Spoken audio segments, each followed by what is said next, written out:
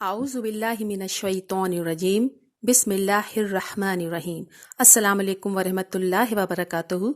YouTube के अल Bashir Islamic channel से आपकी बहन फजाना बशीर आपसे मुखातिब है। आज का मेरा मौजू एक बहुत अहम शैतानी बीमारी पर बनाया गया है जिसमें अक्सर लोग मुब्तला हैं। आज मैं आपको बताऊंगी ये बीमारी कोई जिस्मानी बीमारी है या कोई रूहानी बीमारी है। वो बीमारी है अचानक सोते में झटका लगना, हड़बड़ाकर उठ बैठना, पूरे जिस्म का सुन्न हो जाना, पूरी ताकत के बावजूद जिस्म को हरकत न दे पाना, आयतुल कुर्सी या मौज़े 3 कोशिश के बावजूद न पढ़ पाना, सीने पर बोझ का महसूस होना, या ऐसा लगना कि जैसे कोई गला दबा रहा हो सीने पे बैठकर। ये हालत अक्सर लोगों को महीने में 1 से 2 बार भी हो सकती है और ये कभी कभार भी हो जाती है। सबसे पहले इस बीमारी की साइंसी और तिबी वजूहात जानेंगे। इसके बाद इसका अगर कोई रूहानी बीमारी है तो इसका रूहानी इलाज भी मैं आपको ज़रूर बताऊंगी। वीडियो शुरू करने से पहले तमाम व्यूअर्स से मेरी रिक्वेस्ट है कि हमारे चैनल को सब्सक्राइब करें, वीडियो को लाइक ज़रूर करें, अपने कमेंट से आगाह करें और बेल आइकन को ज़रूर प्रेस करें ताकि मेरी हर नई वीडियो आपको बर वक्त मिल सके। तो आइए फिर अपनी वीडियो शुरू करते हैं। सोते वक्त अचानक झटका लगना, पहले हम ये देखेंगे साइंस और तिब्बी माहिरीन इस हवाले से क्या कहते हैं। इंसान जब बेदारी से नींद की हालत में जाता है तो पट्टों का खिंचाव एक झटके से कम होता है। यानी जब इंसान को सुकून मिलता है और वो नींद लेता है और बिस्तर पर जाता है तो फौरन ये अमल शुरू हो जाता है। लेकिन ये कुदरती होते हैं, कोई परेशानी की बात नहीं। लेकिन अगर इनकी शिद्दत बढ़ जाए तो इंसान झटके से फौरन बेदार हो जाता है। अब देखना यह है कि ये झटके किन लोगों को ज्यादा लगते हैं। ये उन लोगों को ज्यादा लगते हैं जो नींद की कमी का शिकार हों, कोई असाबी बीमारी हो, कोई तनाव हो, या ऐसे लोग जो शदीद डिप्रेशन में मुब्तला हों।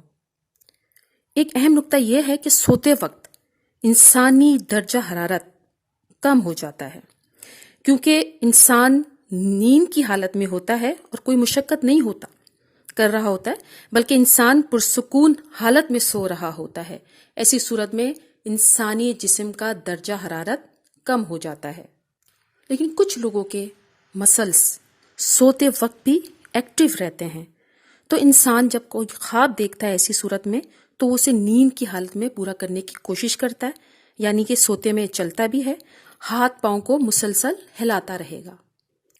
अल्लाह ताला ने नींद को इंसान के लिए फरहत और सुकून बना दिया है।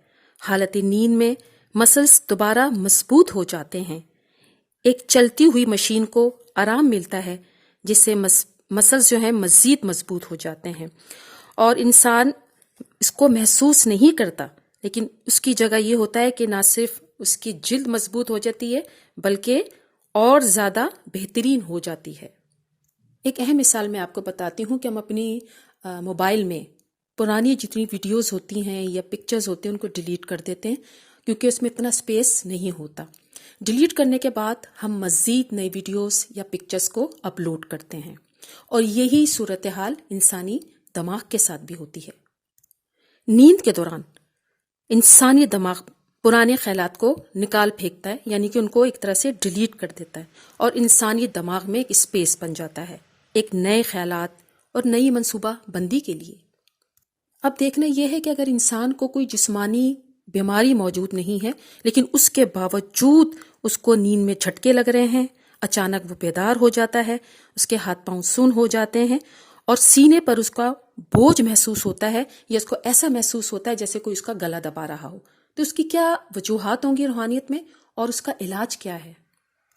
एक तहकीक के मुताबिक सोते हुए झटका लगने से हड़बड़ाकर उठ बैठने को शैतानी बीमारी से तशबीह दी जाती है। ये शैतानी वसवसे होते हैं और शैतानी असरात होते हैं जो नींद की हालत में इंसान पर हावी हो जाते हैं। तो इसका रूहानी इलाज वो मसनून दुआएं जो रसूलुल्लाह सल्लल्लाहु अलैहि वसल्लम ने बताई उनको पढ़कर सोना और इस्लामी अहकामात पर अमल पैरा होना है। اللہ اور اس کے رسول صلی اللہ علیہ وآلہ وسلم کے بتائے ہوئے احکامات کی پیروی ہی انسان کی اصل کامیابی ہے۔ اب میں آپ کو بتاؤں گی وہ مسنون اذکار اور احتیاطیں جس کو پڑھنے سے انشاءاللہ تعالی آپ اس بیماری سے محفوظ ہو جائیں گے۔ رات کو سوتے وقت بستر کو لازمی جھاڑ لینا چاہیے، یہ سنت نبوی ہے۔ اس کے علاوہ باوضو سوئیں۔ وضو کرنے سے ساری رات انسان فرشتوں کی حفاظت میں رہتا ہے۔